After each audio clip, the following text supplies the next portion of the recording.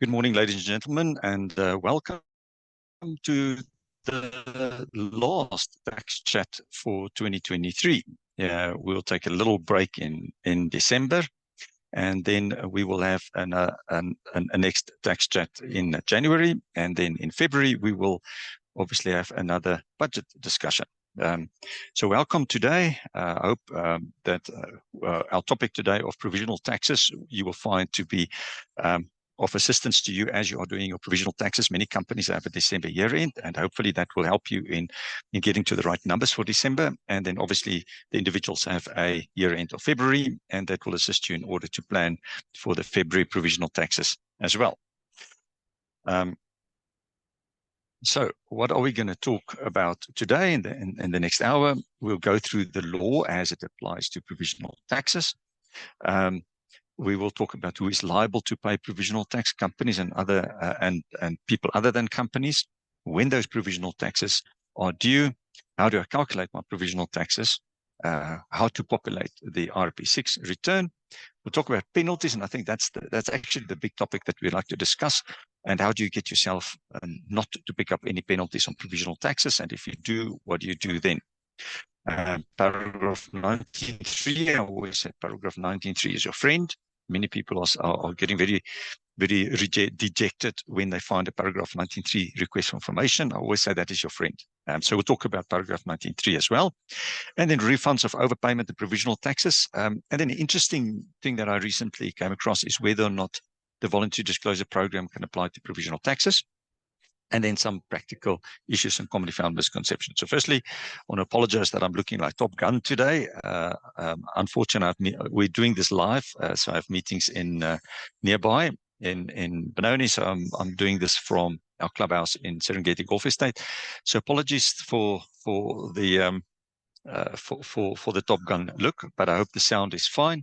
I think we agreed, Emil and myself agreed that next year we will pre-record it so that we can make sure that the quality is much better. And then on the day, I will just log in and then I can answer questions as and when we go forward. And that will be the best of both worlds. So hopefully the quality is okay. If not, then the recording will be available afterwards. And if the recording is not of a good quality, we'll just re-record it. All right. So where do we start? With the law, as usual. So there's a lot of things that you need to look in the law, in the income tax itself, and this is mainly on interest. You find it in the Income Tax Act, Section 89 bis and 89 quat, and 89 bis is the interest on the overdue payments of such taxes. It's generally when you pay it late. And the 89 quat is effectively your interest that only starts running on provisional taxes 6 months after the end. We'll talk about that a bit later. But the main schedule governing the provisional taxes is the fourth schedule to the Income Tax Act. And there you will have to, obviously the fourth schedule deals with employment taxes as well as provisional taxes.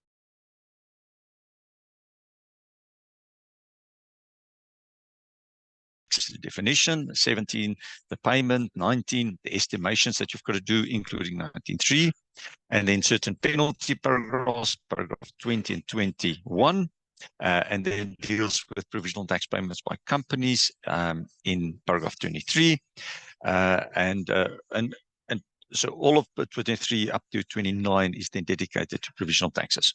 But as normal, you've got to look at the Tax Administration Act, where you'll deal with Section 95, which is the estimation of assessments, Section 213, which deals with the imposition of percentage-based penalties, 27.3, when you can remit it to 2018, where remittance in exceptional situations, and then all of this is pulled together in Interpretation Note 1.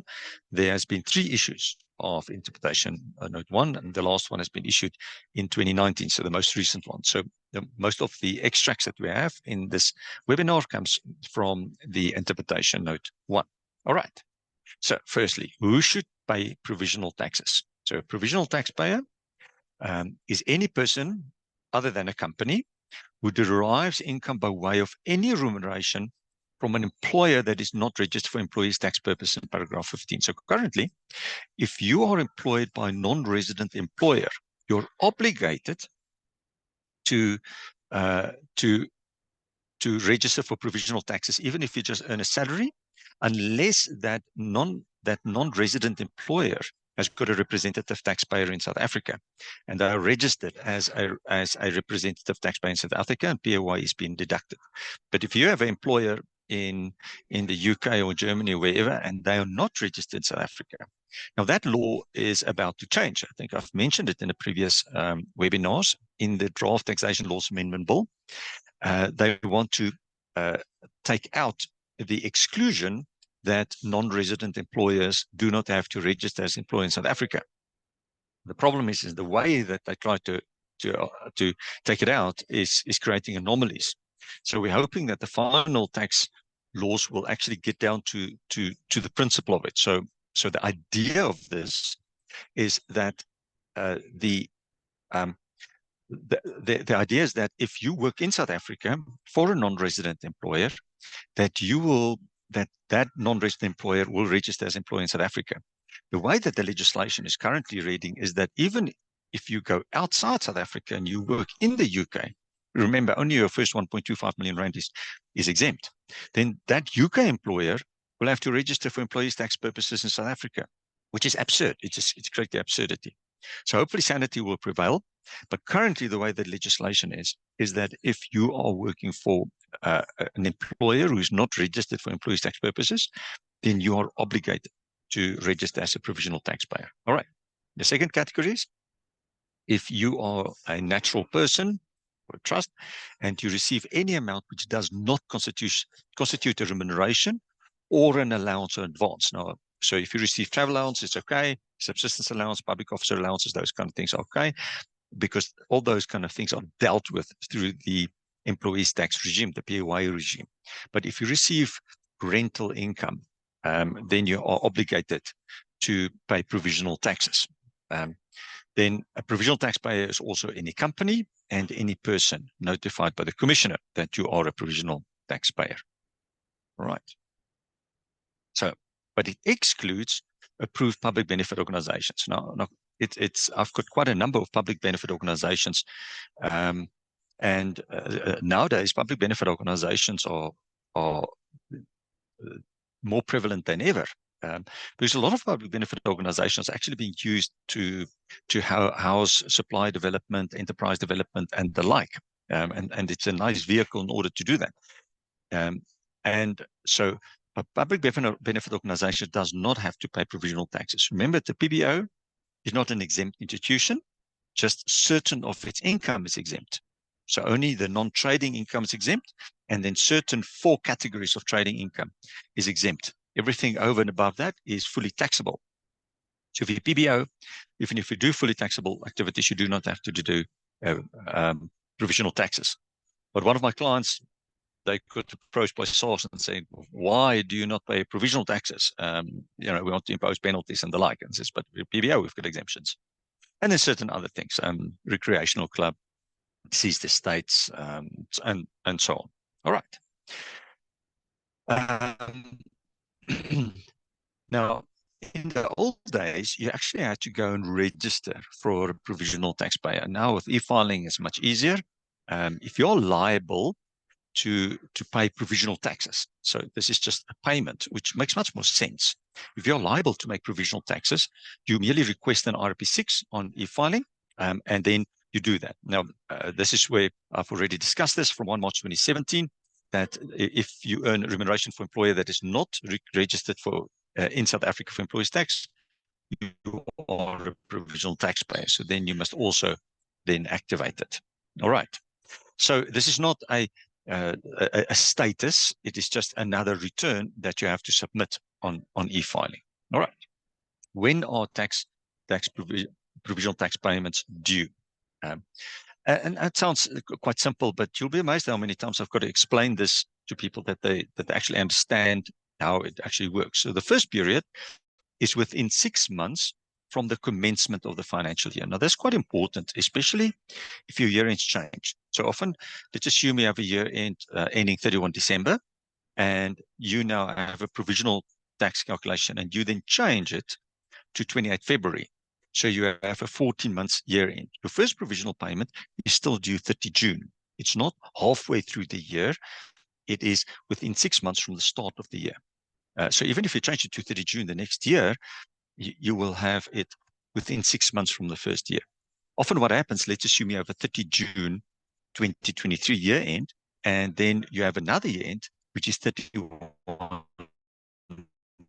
December 2023. Now, there's an oddity in this situation because the e-filing cannot have two returns in the same calendar year. So when you do your ITR 14, it cannot take a return for 30 June 2023 and 31 December 2023. So that period of 31 December 2023 is an oddity because you can't submit a return for that. So you've got a choice with that. You can then, what generally will happen is if your year end was 30 June 2023, you submit your return 30 June 2023. And then you can't submit a December 23 one. You then have to add that to your December 2024 one. So December 2024 will then be a combination of your 6 months, December 2023, and then 12 months, December 2024. So again, now it becomes a bit of an oddity. When do you do first provisional tax payment? Because now, even though technically you have 2 financial years and 2 tax years, and an ITR 14 can only be submitted once. So now, within 6 months of the first one, so you do a first provisional payment for 31 December 2023, and you've now then done it. You've done your first provisional payment within 6 months from the start of this ITR 14 year, which is now actually 18 months. And then your second payment, you only have to do 31 December 2024. All right. But your second payment obviously must be done on the last day of your assessment. There's a bit of a gemors. I don't understand why the e-filing can't just be amended so that you can actually just pick a date and put it in. It should be as simple as that. And then the third top up, many people say that is a formal provisional tax period. It's not. It is just a voluntary payment. And it's the only reason you make a third or top up payment is in order to avoid the interest. Because if you have underpaid your provisional taxes, the interest only starts running 6 months after year end. So what you want to do is but this is more process flow. You have to do an active calculation on the first provisional. You have to do an active calculation on the second provisional. And then 6 months after year end, you do a bit of a look back and say, listen, I still owe SARS money. Let me do a voluntary payment because then I avoid my 89 quad interest from that period onwards. All right. So this is quite important. Now that applies to provisional taxes and PAYE as well. If the due date for payment and submission falls on a Saturday, a Sunday, or public holiday, then you have to do it on the last business day before that Saturday, Sunday, public holiday. Now, literally yesterday, we assisted a large client and sorted out the PAYE statement of account. And the PAYE statement of account is done per year. And in one period, literally 10 years ago, we then picked up that there was a 2 million rand penalty. And unfortunately, what often happens in large companies is the HR department takes charge of the PAYE and the tax department takes charge of income tax, of VAT and the like. And the PAYE department was making all the payments. There was no oversight from the tax department. And what happened was that the HR department paid 1 day late. There's a 2 million rand penalty. Now, that was way back, I think it was 2015. Now, that's 8 years ago. You can't get that 10% penalty back again. Even though if you then pick it up early enough, you could have asked us to waive that because you pick up a 2 million rand penalty because you made payment 1 day late for a large taxpayer that's generally compliant is just simply unfair. So it's important that you take note of these payment dates because if you pay late, you pick up the 10% penalty. So often what happens is we have had clients that does a first provisional payment, or they forget to make a first provisional payment. So the first provisional payment is maybe 30 June, and in the middle of July, they wake up and they say, oh, frack, we should have paid provisional taxes. Then they say to us, what should you do? Then we say, you do nothing at this stage. Because now if you're going to make a payment, you're going to pick up a 10% late payment penalty. So ironically, SARS's own system then almost encourages you not to do it. What you can do then is to then ask for a 19.3, but only after 4 months. And we'll talk about that a bit later because then you're deemed to submit a null return. so that there's a re-estimation of the amount. But SARS doesn't make it easy for you if you have made a small administrative oversight. So if you miss the 30 June and you wake up and you say, oh, frack, in July, then you pick up 10% penalty, then it's almost better to take your chances and say, okay, I'll rectify it in December when I do my second provisional, because that's the important one. You shouldn't miss that second provisional payment. If SARS asks a question about the first one, all they can do is give you a 19.3, backdate the payment. There's no interest, there's no penalty. So you take your chances on that one, and then you submit your return 31 December. But the last thing you do is just to go and say, oh, okay, let me go and submit it, and you submit it late. You think you do that on a bona fide basis, then you're picking up a 10% penalty. So be careful before you do that. Before you do that, just give us a call and we'll give you the right advice. All right. So if a taxpayer other than company, obviously your year end is at the end of February. So therefore your first period is 31 August. Your second period is then obviously the last day of February. And the voluntary payment is not 6 months afterwards, it is 7 months afterwards. So your interest only starts running as a trust or a natural person from the 1st of October from the next year. So you can avoid that interest by just making a voluntary payment. All right. So on companies, obviously your first period, if you've got a December year end, you've got to make a 30 June payment, a 31 December payment, and then your voluntary payment will be 6 months after that. All right. It's a few examples. All right. I briefly touched on this change in year end, but remember this change in year ends, your first is still 6 months into the year from the start to 6 months, and the next one is at the year end. So if you have a shorter year end, if you only have a 6 months year end, so let's assume you moved your year end from 30 September until 31 March, then obviously you've now got a 6 months year end, then your first and your second provisional is on the same date. So then you do it 6 months into the year end, and you do your second provisional on that same date. All right. Now we get to the interesting stuff. How are provisional taxes calculated? Now this is quite important, and that's why I've actually copied the extract from the fourth schedule, paragraph 19. Because people often misunderstand this. Provisional taxes is important. It's critically important because we think every day PAYE is important because you can be at a high risk and you have to pay it on a monthly basis. So, but provisional taxes is effectively the PAYE of companies. And as we are, maybe it's opportune to say where I think the future is going to go with provisional taxes, as the electronic systems are becoming more and more prevalent, and the systems of SARS is becoming more and more robust.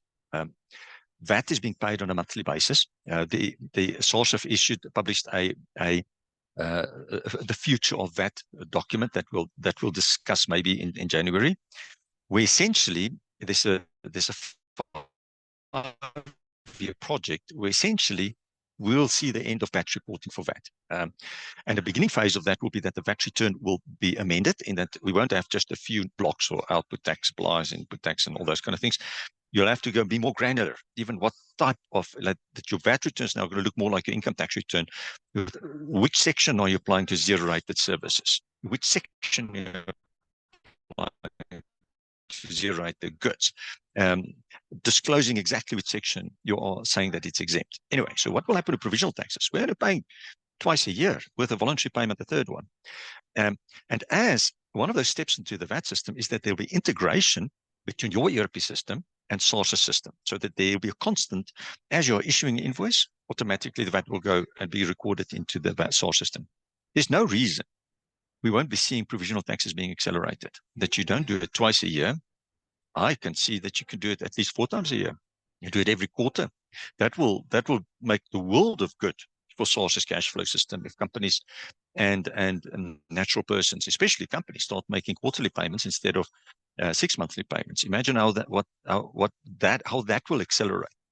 So as we're approaching budget, if I was sitting there and saying, well, what can I do with the budget next year? I can't increase my corporate tax rate. I've just reduced it to 27% to be more competitive. Obviously, at that same point in time, places like UK increased their corporate tax rate, but we can't increase it much. We've already got dividend tax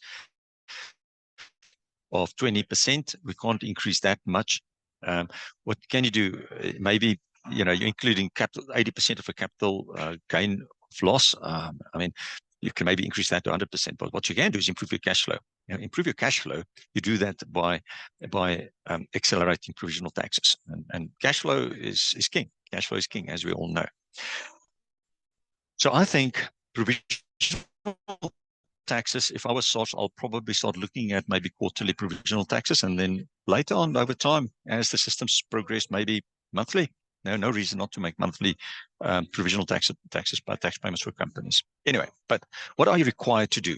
So estimates of taxable income to be made by provisional taxpayers. Every provisional taxpayer, now this paragraph is other than a company, but your requirement is the same, shall, during every period, so not just the second period, every period, so the first period and the second period, within which provisional taxes is or may be payable by that provisional taxpayer, submit to the Commissioner a return of an estimate of the total taxable income, which will be derived by the taxpayer in respect of the year of assessment, in respect of which provisional tax is or may be payable. So your first provisional tax payment, it's an estimation of the total taxable income for the year, but you've got to do that estimation for every period. For companies, the same thing. Every company shall, during every period, submit a return of an estimate of total taxable income, which will be derived to the company year of assessment. Now, often what I find is what companies do, and many of the companies, you get to half year, and depending on how the flow is, especially on the farming enterprise, or where your income is cyclical, but even like an accounting firms like ourselves,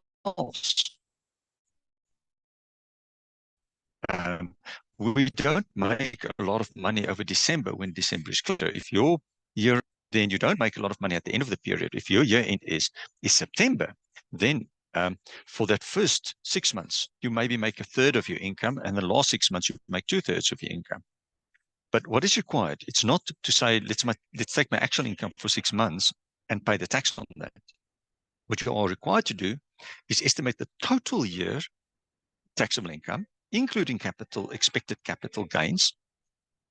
Calculate that. In the first period, you pay 50% of that calculated tax. In the second period, you calculate it, and then you deduct the first period and pay the balance over. So that is a critically important one. The law tells you to estimate the annual income. Now, it can work in favor of SARS, it can work against SARS, because again, if you're a farmer and you will plant seeds in September, and you've got a December year end, when you get your first period, you might be pulling off the harvest in the first up to June. You may be pulling the harvest off, so you may have a huge income in June. If SARS then says, give me your actuals for up to June, it will look beautiful. But you have to take into account the expenses for you in the next 6 months, where you will now plant again and incur a lot of expenses. So a farmer receives income in the first half of the year and big expenses in the second half of the year. Now, often what SARS does is says, you've done your first 6 months. You must pay me extra provisional taxes. You've got to say, no. I'm expected to incur all these costs in the next half, and I can take that into account. The same thing applies to the capital gain. So if you have, you've got a December year end, you've entered into agreement in maybe in April, and that agreement for the sale of a capital asset may be subject to a suspensive condition. So it's not been fulfilled. You've not got the cash yet. You've just had the agreement. But you expect that suspensive condition to be fulfilled by September. Then technically what you should do, even if you don't have a cent of money yet, is to include that capital gain in your annual income, and then already pay half of that in the first period. It's a bit unfair, isn't it? But the opposite also applies, because if you have a massive capital gain in the first 6 months, then you only have to pay the capital gains tax on half of it in that period. So it's a swings and a roundabouts.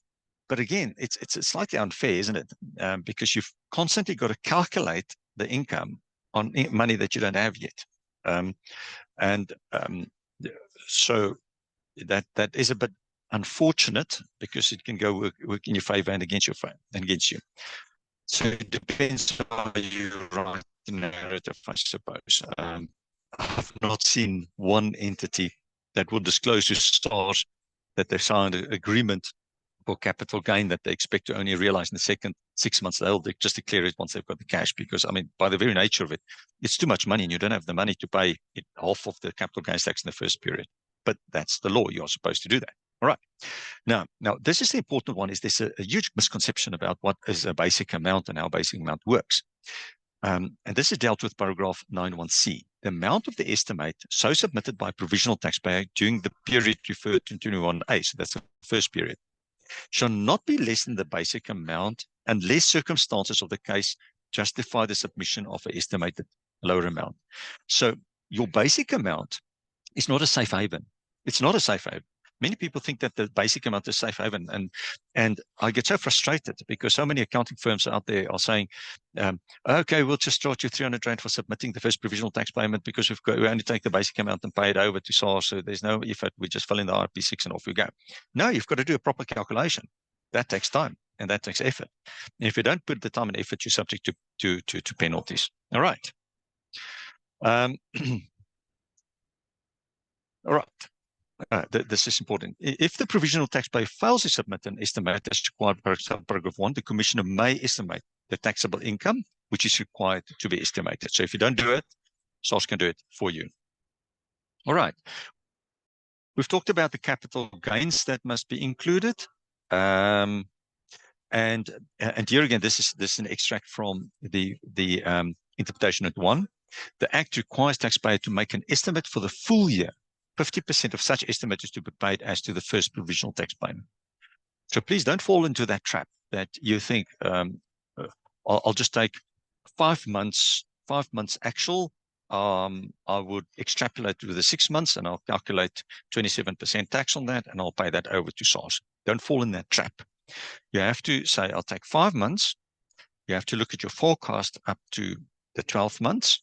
So you'll have 7 months of estimations, and then you calculate the tax on the full amount, and then you pay half of that to SARS. That is the sequence of events. Now, obviously, in that period, taking a crystal ball for 7 months, SARS often oversteps their mark when they are asking you to substantiate that estimations.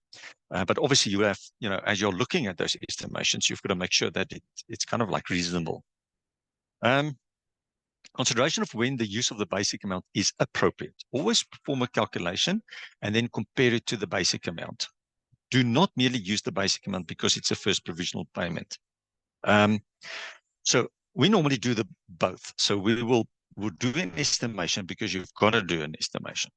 And then we say, let's compare it to the basic amount.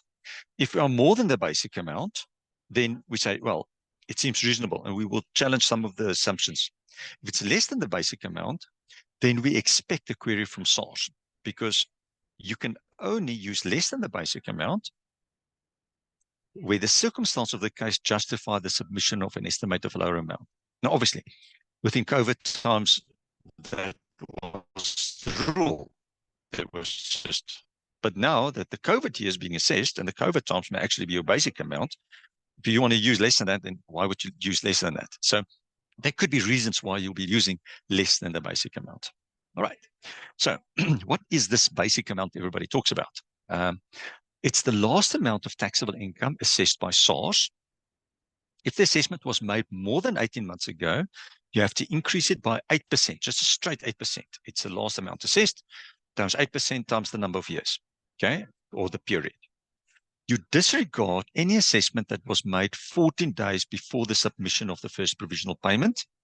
And the 18-month rule assumes that the taxpayers are up to date with his tax returns, will not be subject to the 8% escalation. So if you're just late with it, then it's a bit of a problem, because it assumes that you're up to date. So let's look at this example from interpretation note 1. So excess year of assessment is 28 February. Its first provisional tax estimate for the 2016 year of assessment is 31 August 2015. So remember those dates. A notice of assessment was issued to X for 2015 on 18 August 2015. So now remember, you've got to do your first provisional on 31 August 2015. You were given an assessment for 2015 to 28 February year on 18 August 2015. Now, this is within 14 days from the date that your first provisional payment is due. Your taxable income for 2015 was 210,000 Rand. Your notice of assessment for 2014 was issued on 31 July 2014. So that's within 18 months from 31 August 2015. So because it's within 18 months, we don't uplift it. So excess taxable income for 2014 was 150,000 Rand, no taxable gains and no severance lump sums. Okay. So what is the result? Excess latest preceding year of assessment is 2014, not 2015, because 2015 was issued within 14 days from 31 August 2015. So you look at 2014. Okay. Excess 2015 assessment is not the latest year of assessment because it was issued. Accordingly, X must use the 2014 assessment to determine the basic amount. The estimate is made on 31 August 2015, which is not more than 18 months after the end of the latest preceding year, okay, which is February 2014, which was assessed on 31 July 2014. So the 8% escalation doesn't apply. So your basic amount is then equal to your 2014 assessed income of 150,000 Rand. But remember, your basic amount is not a safe haven. It is just an amount which, if you're lower than that amount, then you have to please explain, sir. All right. In your second period, the basic amount is absolutely irrelevant when calculating the second period payment. The Act requires an estimation for the full year, and the remaining balance of tax is due. This calculation should be as accurate and complete as possible to avoid underestimation penalties. Now, I want to be on this because we're going to talk about underestimation penalties just now. We put a huge amount of effort into our second provisional payments, almost as much as we do on the AFs. Now, when you look at a year of assessment, and this is why understatement penalties and the penalty regime of SARS is so stringent, because you've got so many times to look at the tax calculations of a client or of your company. First provisional, you have to do an estimation for the full year. So you look at the forecast, you look at the nature of the activities, you look at whether there's 24C, you look at whether there's anything.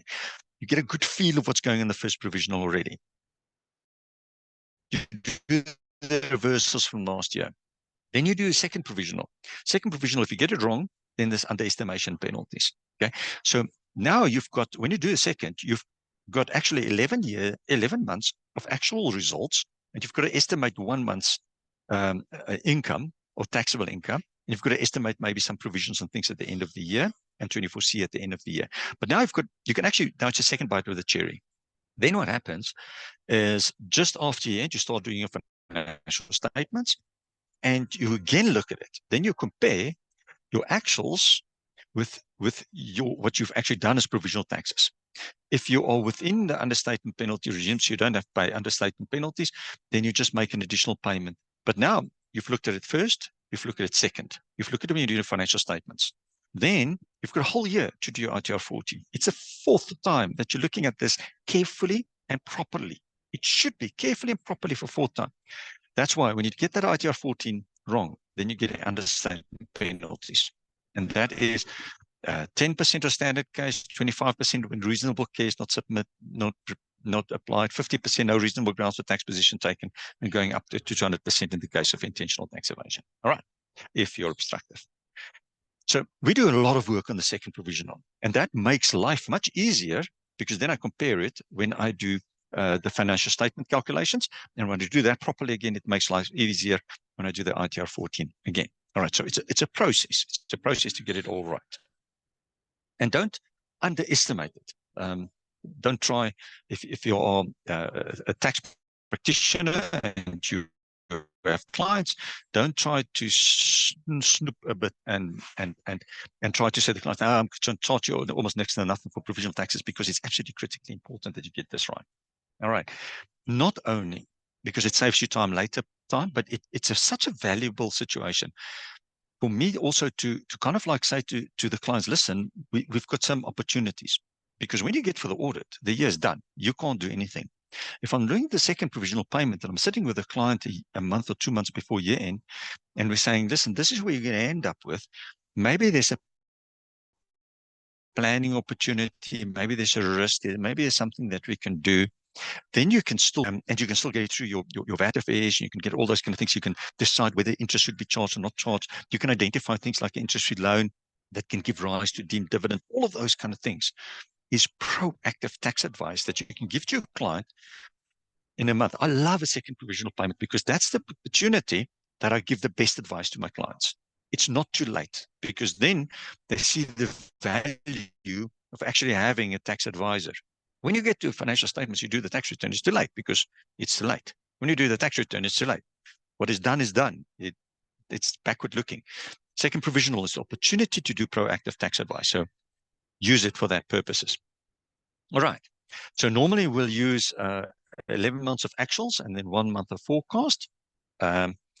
If no return is submitted for the second period, then it is assumed that the nil payment was made, but only after 4 months. All right, there's just a process for individuals.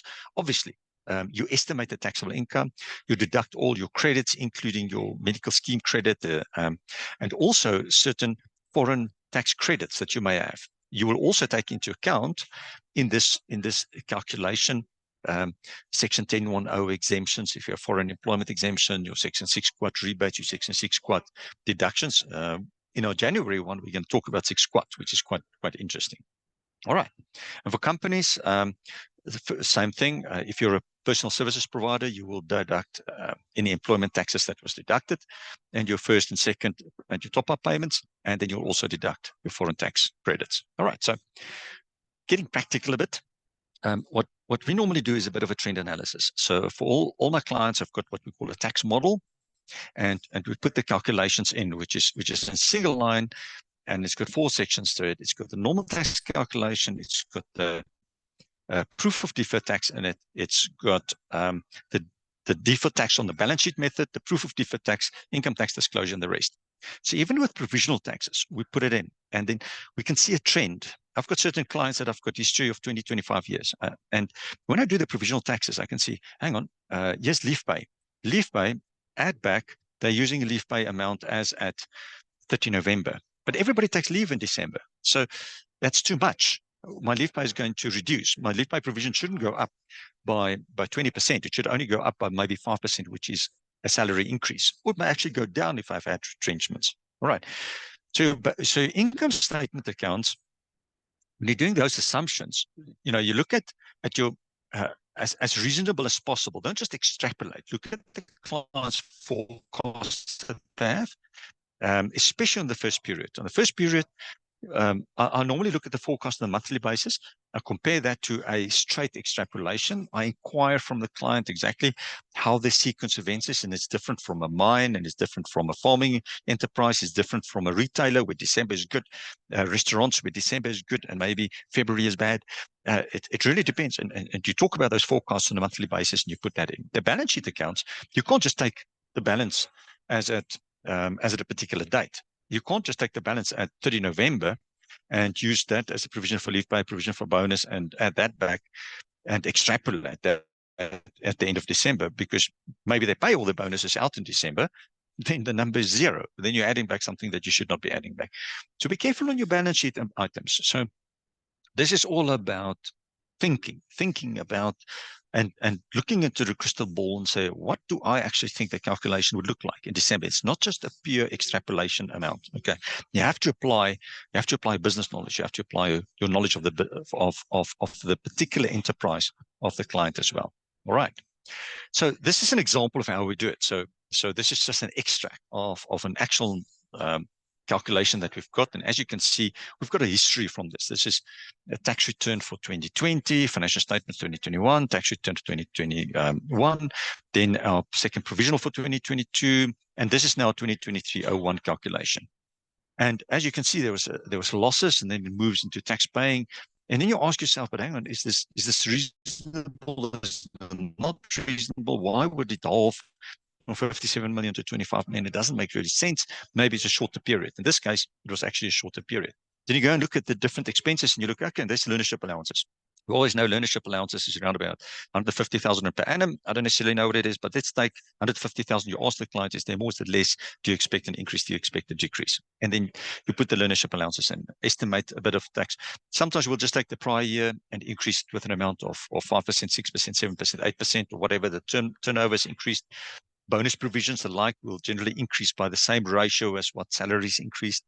And we apply our COP to that one. So the same thing here. I mean, there in this particular case, there was a doubtful debt provision in the prior year, but in the current year it was written off. So whereas you had a doubtful debt provision with 11J allowance, in this year we expected it to be 0. So that can make a massive difference to the actual calculation. Your bonuses, because there was a major retrenchment exercise, 50% reduction in staff, we took a 50% reduction in the bonus provision, leave pay provision, and the like. There's provision for restoration.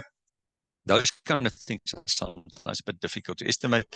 Audit fee provision and other provisions as well. But as you can see, you have a bit of a trend analysis. So as you are doing something, it's always good to anticipate what's going to happen.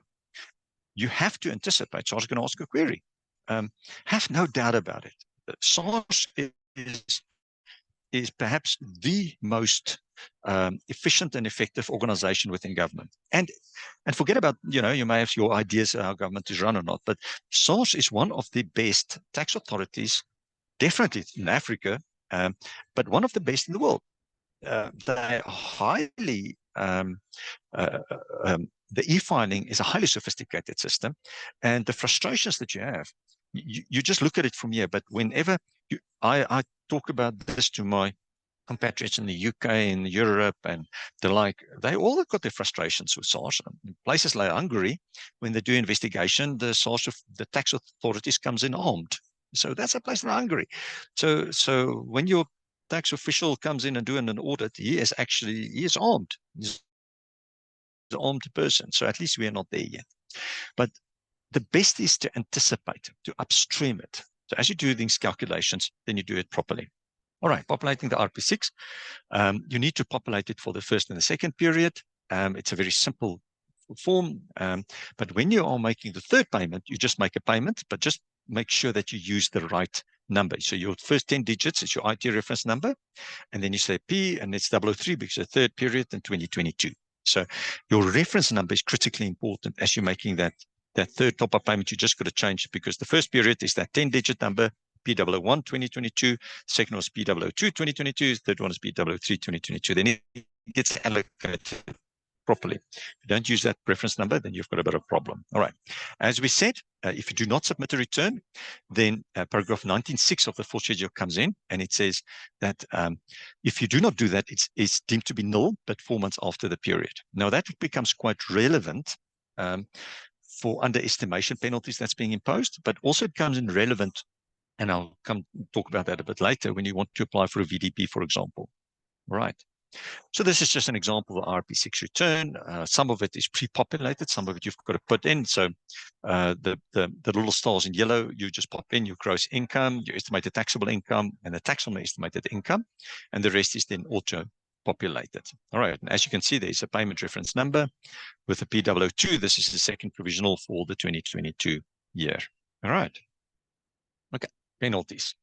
What kind of penalties do you have? You have a late payment penalty and you have an underestimation penalty. So the late payment penalty is explained as follows. It's explained that's when you pay payment late. That's it. Then you've got a 10% penalty. You can go and ask SARS for mercy. It's not a merciful organization, but you can ask. And when you prepare it, your work of art in asking them please to forgive you for your sins that you have paid them late, SARS can, at their discretion, then say, okay, is there reasonable grounds for the late payment? It has been remedied, so you have paid them out in full. And this is where this comes in now. Either the penalty was imposed for first incidence of non-compliance, or the amount is less than 2,000 Rand. So this is your problem with Section 2173 of the Tax Admin Act.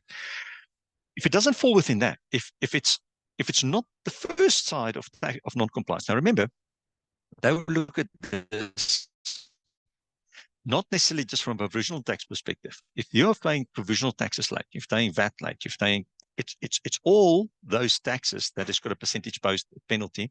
It's only your first incidence. So once you've had a first, and they don't say first incidence for 3 years, it's just the first incidence. So it means almost nothing. It's very, very difficult to get a late payment penalty off because Section 2173 of the Tax Admin Act is very punitive. So you have to be very careful about this.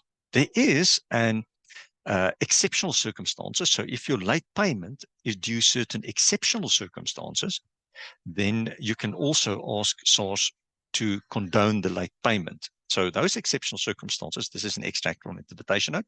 You can read through that. And there are 3 categories: external factors, personal factors, acts by SARS, and then any other issue of comparable seriousness. This is an extract from the section itself. It says a natural human-made disaster. So, like the flooding, if there's flood in July 2021, a serious illness or accident. Well, normally if I have to pay provisional taxes, I suffer from serious emotional or mental distress, but SARS doesn't pick that one up.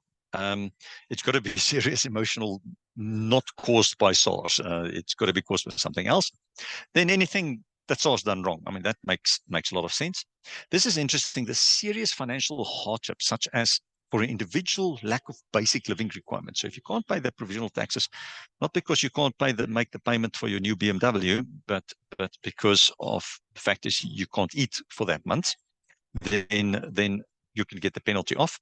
In the case of a business, it is in immediate danger that the continuity of the business or the continued employment of employees jeopardized. Now, it's a bit of a muchness because when you end up in provisional tax payments, it's unlikely that that there will be immediate. If it's immediate danger of continuity, you'll be in a loss situation in any event. I mean, this is generally more of a cash flow problem, and the cash flow problem is not in here because what often happens in cash flow, especially on the VAT situation, I used to do work for a client that almost exclusively did work for municipalities. So they would issue a tax invoice in month 1, and the municipality would pay them in month 3.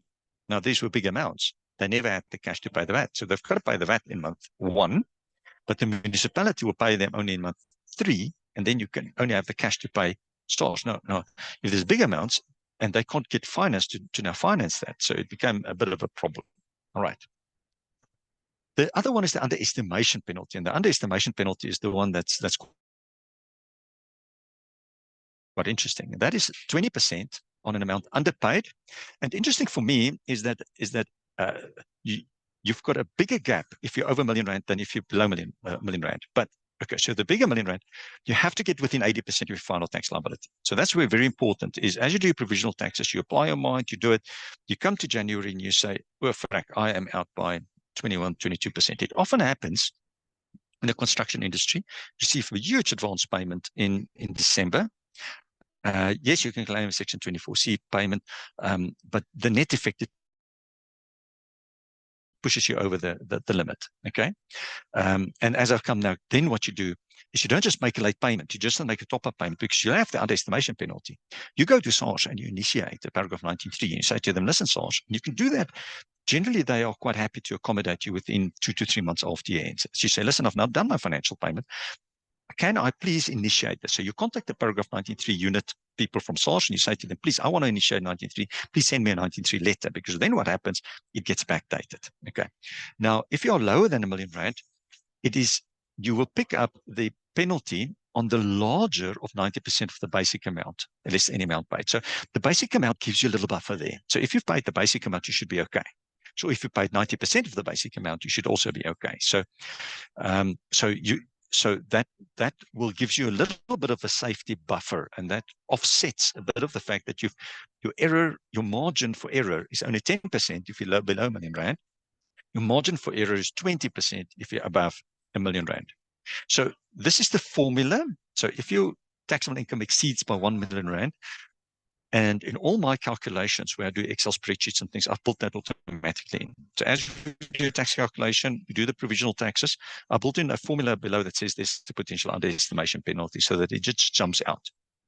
All right, so it is 20% times 80%, and A is the final tax liability as assessed. minus B, which is my provisional tax, PAY, and tax credits, and C is any late payment penalty for the second provisional payment tax. So you could get the late payment penalty for the second provisional tax. You get credit for that one as well. Okay, so that is then your penalty if it exceeds 1 million rand. If it's below 1 million rand, then it's 20% times A times 90%, but minus B, where B is the larger of your basic amount or the taxes that you mount. So that's why if you're below 1 million rand, it's always a good thing to maybe base your provisional taxes on your basic amount. So if you drop below the basic amount, then it's a bit of a problem. Okay. Late payment penalty for the second provisional tax, in the same thing. All right. Now, so my process is, SARS is not a very forgiving organization. It's not a good thing to be in a position where you are at the mercy of a merciless organization. But you can ask them for this. Under paragraph 22, you can say, taxpayer may apply to the commissioner to reduce the penalty as calculated above for underestimating the taxable income. The commissioner may remit all or part of the penalty if the commissioner is satisfied, partly satisfied the second period of taxable income was seriously calculated with due regard to any factors having bearing on it and was not deliberately or negligently understated. Now, the onus to prove that you've done this seriously is on you. And that's why we do it on this basis, to go take you back to our calculation. You see, so if SARS says, but hang on, have you done serious work? You say, yes, there it is. There's our calculations. You can see we've done proper work. There's our comments, our estimations. We've talked about the client. It's submitted. It's proper work. It's not, oh, let's just take the basic amount. Let's calculate it. All right. So, so then your ability to get the underestimation penalty is increased. But as I said before, what we do is we go in under 19.3 and say to SARS, please give me a 19.3 and I'll make an additional payment to 19.3 within 3 months after year end, and then it gets backdated. All right. So SARS goes on and talk about what the term serious means, and you must do it properly. It's as simple as that. All right. So the interpretation clearly says that provisional taxpayer who merely rely on the basic amount to estimate the second period amount of taxable income are unlikely to meet these requirements for a reduction penalty for underestimating taxable income. All right. But the commissioner may also remit the whole or portion of this penalty if they're satisfied that the failure to submit the estimate on time was not due to an intent to postpone or evade the provisional payment. Again, it's subject to SARS discretion. Rather do it properly the first time. All right. Let's talk about interest. Interest is levied on the late payment of taxes for the first and second period. So if you submit if you have 30 June, first provisional payment to 31 December year end, and you submit your first provisional on 15 July, you pick up a 10% late payment penalty and interest for that 6 months. All right. That's why I said rather do nothing at that point in time and hope that SARS then issue a 19.3 and then then it gets backdated. All right. But if you've just underpaid it, then the first 6 months after year end is free. Or for financial persons, 7 months after year end is for free. Then interest only starts running after that point. That's why the voluntary top-up payment is being made 6 months after year end. All right. Now, this is paragraph 19.3. I've mentioned on the 19.3. So what is 19.3? Under paragraph 19.3, the commissioner may request a provisional taxpayer to justify the estimate submitted or to furnish particulars of income or expenditures for that. All right. Now, so all that happens, 19.3, and all the big taxpayers gets it. There's an actual unit in SARS that does the 19.3s. Then, as you submit your provisional taxpayer payment, then they come to you and then they say to you, okay, please give me the following. Give me your actual management accounts. Give me your capital expenditure that's going to happen. Give you capital income that's going to happen. Any changes in business, all of those kind of things. And they ask you to bear your soul. And then you've got to respond to it. All right. But as I said, it's your friend. Because why is it your friend? Because in terms of paragraph 19.5, the amount that you have to pay is backdated to the due date. All right. I'm just going to go to that section there. Any estimate or increase made by the commissioner under subparagraph 2 or 3 shall be deemed to take effect in respect of the relevant period within which the provisional taxpayer is required to make any payment of provisional tax. So it gets backdated. All right. which is a good thing. So it's your friend. So if you've underpaid your second provisional, because it gets backdated, if SARS doesn't send you a 19.3, you approach SARS and say, please, please, please send me a 19.3. All right. Now, if SARS adjusts it, it's not subject to objection until you must get it back when you submit your tax return. All right. So when they make an estimation. So that's why it's important. Don't underestimate any communication of SARS. Got to be well worded. It's got to be well thought through. It's got to be proper. So often, especially when there's pressure on time and pressure on fees, then the tax practitioner may just quickly try to run this off. Okay, this is what I did. Do it properly, because if SARS re-estimate, then your client is going to have a massive taxable income or provisional tax payment with a cash flow problem. They're not going to be happy about that. All right, how does that work in practice? SARS will tell you that your estimate has been increased. You go into e-filing, you request a correction on the IP6, you do the make a correction, and you then make the payment on the due date as issued by SARS, and they will do the rest. Absolutely your friend. Do not, it's the best thing ever. I always say the estimate, what the law should actually be changed to say that your second provisional payment you make in 31 December, you've got to make it.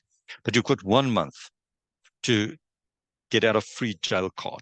If within 1 month after year end, you find that you have not hit your 80% level you due to, then you can make a payment 1 month afterwards and then be exempt for underestimation penalty. So they've got to kick in the underestimation penalty, taking into account 1 month after that. All right. There's a comprehensive example in the SARS guide, example 6 in interpretation note 1. And unfortunately, I disagree with this, and it doesn't agree with. So in this example, I'm not going to go through the detail of it because we've got 4 minutes left. And essentially, it takes you through a whole example where you've made a first provisional payment and SARS have re-estimated. And then what they say is when this taxpayer has made a second provisional, they firstly made the second provisional payment late. So you make it late, so you're exposed to a 10% late payment penalty, but they make it late. And then SARS went on and do 19.3, and even though they made late, they even uplifted it even further. But they then go in, and then they have the result there, and then they say your underestimation penalty only takes into account the first provisional payment made. It doesn't take into account the late payment for the second provisional. So you're exposed to a double penalty on the second provisional, which is a 10% penalty. You can get the 10% off, but you don't get benefit for that late payment. And I agree with that one. But then they say also the 19.3 re-estimation, you don't get credit for that one, which I disagree with because that one is backdated. In practice, it doesn't work that way. In practice, the underestimation penalty is under 19.3 is then auto-corrected. You don't pay it. If you do a 19.3, then it's back payment, and it doesn't get taken into account with underestimation. So there's a difference in practice between the way that e-filing works and this interpretation note, number 1. Critically important. Please, if you get your second provisional and don't just go and make a late payment, you're up for that 10% penalty and you're exposed to all kinds of things. So rather initiate the 19.3 because it will help you. If you miss that second one, or if you underpaid it, please contact your tax practitioner. Contact us, and we can help you to get through that with the minimum amount of penalties or no penalties at all. All right. Obviously, if you've overpaid provisional taxes, you only get back up on assessment. You can't get it back on a different one. Now, this is an interesting one. I had a client. What the client did, they had a February year end. They calculated their taxes, and they made a particular payment. And then about 8-9 months afterwards, the audit was being done, and the auditors looked at it and they said, but hang on, there's a problem. When you did your capital gains tax calculation, you did your base cost calculation incorrectly. It's a highly complex one, but they did the capital gains tax calculation incorrectly, but it's a bona fide inadvertent error. They actually made payments to a bank who funded this all, but you can't include those payments in the base cost because of particular exclusions in the H schedule. So this obviously horrified the client because they actually had to pay these payments to the bank, but they couldn't get any bang for their buck when it came to capital gains tax calculations. It made a significant difference. So we were stuck. So this is now about 8 months after the end. We can't go for 19.3 because it's too late. 19.3, originally SARS was quite lenient on it. They've now said, okay, if the latest 3-4 months after year end, we'll give you 19.3 because we'd be happy to do 19.3 because now my client is exposed to a huge underestimation penalty. So I said to them, okay, let's do a VDP. So we looked at what the VDP legislation says.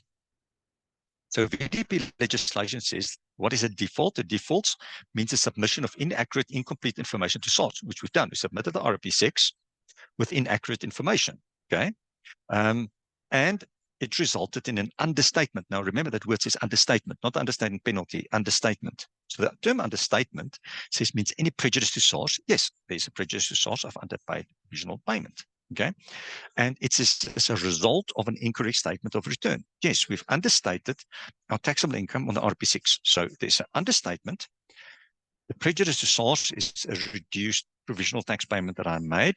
There was an incorrect statement in return because my capital gains tax calculation that came into taxable income was incorrect. There's a default because we have not done that. What is a return? Return is very widely defined as a form, declaration, document, or any other matter of submitting information to SARS that incorporates a self-assessment. So an RP6 is quite clearly a return, no doubt. It's a return. All right. So we've got a default, we've got an understatement, and we've got a return. Then what are the other requirements of VDP? Must be voluntary. Yes, it is voluntary. We picked it up. The auditors picked it up. We're going to fix it. There's no audit. I mean, we've not even submitted the tax return, so there's no criminal investigation, nothing. There's nothing happened like that before, so this is the first time this has happened. So this is not a repeat VDP. It's on e-filing. In this case, there was no reasonable grounds for the tax position taken because they thought that the base cost was higher than what it was. So it's either no reasonable grounds for tax position taken or reasonable care was not completed. So it falls within those categories. There's no refund due to SARS. In fact, we have to pay extra money to SARS, and it was made. So we thought, okay, great guns, we're going to do that. So we submitted it. SARS came back, and they said this. They said, in terms, this is literally an extract from the SARS letter.